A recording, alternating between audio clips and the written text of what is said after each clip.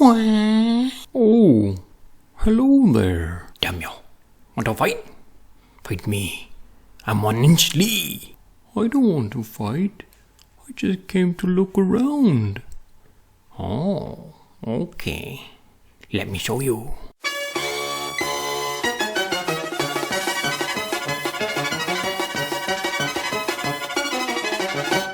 Hello, this is our snack sandwich. Today we're on Ethereum taking a look at the 1-inch exchange and the 1-inch token release. Now this is pretty big news. It happened about 3 days ago, according to this, and it was a good Christmas present for a lot of people. Now, I'm not going to read through this article, but I do suggest you do so. It will give you a better understanding of what's going on and what you can do or what you could have done, unless if you've dumped your tokens already, with the token that they gave you.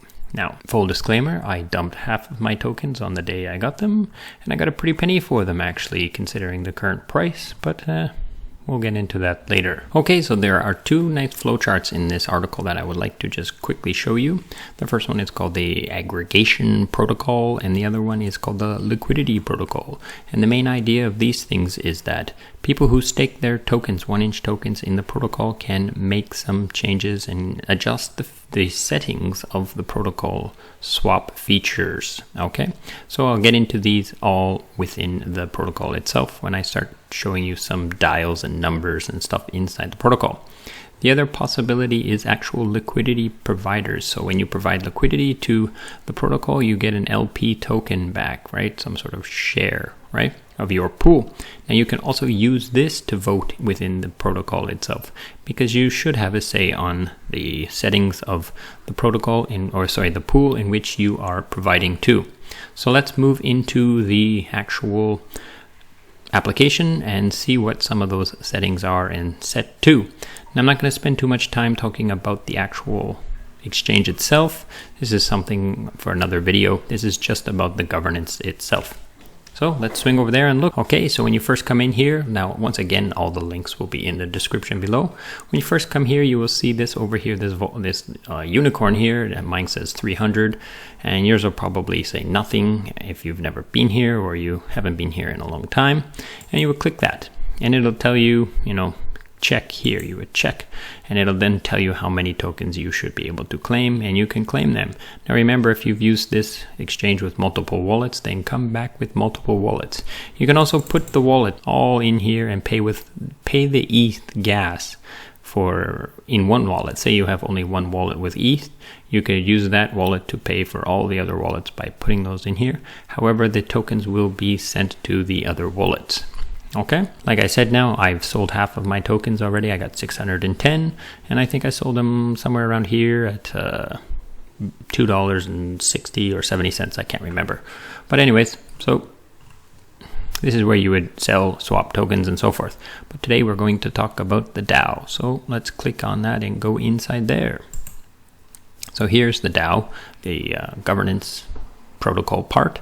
And you have two things here. You have governance, pool, analytics, farming, and dashboard. So today I'm just going to focus on these two features here, governance and pools. Dashboard's not even actually functioning yet. Okay, so over here we have stake your tokens. So if you have tokens and you want to stake them, you can stake them here. Now I haven't staken them, as you can see. I still haven't even unlocked them because gas is pretty high, and I'm still considering whether or not it's worth it to stake $300 worth of tokens. Probably not, especially when it's going to cost me more than $20 or $30 to do so. So I'm going to consider that for a while, and probably I won't do it, but maybe we'll see. So liquidity protocol, aggregation protocol. So these are some of the places, the things that you can vote on. Okay, so the first thing you can vote on is in the liquidity protocol are these 5 things. The swap fee, that's pretty obvious. When someone comes here and they swap whatever token for whatever token, they will be charged a swap fee. Okay, swap fee is 0.22, and it can range. Let's see what it can range to. Now, if you look at some of the votes here, you will see some people voted for 1%, 0.2%, 0.9%. There's a whole lot of different votes in here. So I'm not sure how high it can go. Oh, it can go between 0 and 1%. So you can decide and you can vote. Now, once again, I have no voting power, so I cannot vote, but it's currently set at 0.22% based on the voting, okay? Every 24 hours, the new vote will go into effect. Now, I assume if nobody votes, it will just maintain the same one. But if some big votes come in and they want to change things, they can change it. Swap fees, okay? Now, decay time. Decay time goes from 15 seconds to 1 hour. And basically what this is it's the time that it takes for the price of the asset in a pool to change after a trade. So that can go from very quick to very, very, very slow. Now, why would you want to change this? Well, one, the longer it takes for the price to change, the more trades that will happen at a certain price, and the less chance for arbitrage and trading within the protocol, but the less volatility of that actual asset inside this pool, which is good. Now, the faster it changes, the more opportunity people will come. So it's kind of, you need to find a sweet spot where depends on what kind of things like the protocol wants, the liquidity providers want. Now remember, governance people vote and liquidity providers vote on this. So decay time, okay? I hope that's clear. Referral reward. Now this is interesting.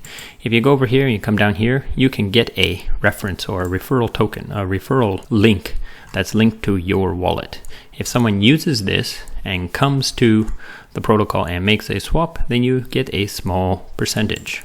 Now, it's currently set to 2.56% of the swap fee. Okay? Which is interesting. Okay? So send someone here, send a whole bunch of people here, they use it, you get a small commission, which is not bad at all, right? Governance reward. Now this is the reward for staking in the protocol. So we've got 6.49%, 2.56%. We add them up, we get about 9%, right? About 9% of the swap fee is given to these two things. The rest will be given to the actual liquidity pool providers. Now, I'm not exactly sure about that. I asked around and I didn't get an answer on that clearly, but that's what I am assuming. Okay, so the next one, price impact fee. Now this is if some big trade happens and the price changes a lot. There's a huge amount of slippage. So currently, if you cause a large amount of slippage, then 39% of your slippage will be charged to you and given to the protocol. Now, so for example, let's say you make a very big trade and the price changes by $100. Like if there's a slippage of $100, then you will pay $39 of fees. So I think the point of this is to stop people from siphoning off like large flash loan attacks and stuff, using the protocol to change the price of the assets inside it. It's a protection feature, right? So that pretty much covers these dials here. Now, the 1inch exchange is also an aggregator. So if you go to the actual exchange, let's swing over here to the actual exchange, and you decide you want to make a trade. So let's do something a little more common like ETH. ETH versus DAI. You can see currently right now, it's quoting me to use this path of WETH DeFi swap to DAI. So they have a whole lot of, where is it? They have a whole lot of sources, okay? They can use all of these sources in order to make a trade for you. And sometimes they will quote you a price and then they will get a better price. But they quoted you that price, so then they will charge you that price. So sometimes there's a little bit of extra made because the price changes during the interaction or during the time it takes to actually send the transaction through, because it's an aggregator. So you tell this thing to do it, it sends it over to the other protocol and tells them to make the swap, gets it back. So there's possible chances where this protocol will make a little bit of extra money from your swap, right? So there is possibility that they will make a little bit of money in here, and that is what this is. This is the extra money and how much of it should be given to the actual governance stakers. People who are staking their 1-inch tokens will get 89% of that slippage extra bonus. Okay, so that's the two possible things here. Now if you go into the pools and you have pools in here, you can come over to here, pool governance, and if you can also vote on those three things: the swap fee for this specific pool, the decay time for this specific pool, and the price impact fee for this specific pool. So once again, like I said, you can vote with the 1-inch tokens, and you can also vote with the liquidity pool tokens you are providing too. Now, I'm not going to get into farming and all of this, but this is basically simply, if you provide to these pools, you're also going to be rewarded with 1-inch tokens for now, which is pretty straightforward. Okay, so you want some 1-inch tokens, provide to these LPs, which are 1-inch versus other tokens, right? That's normal, and that's usually what happens. And they're giving you these kinds of APYs, which is not bad. So that pretty much covers it, I think. If there are any questions, or if you have any concerns, or you don't quite understand what I said, I would suggest you to come and read this. Now, the other possibility, you can go over to their Discord and ask questions like I have. You might get some good answers, you might get some clarity, but I think that's enough for understanding.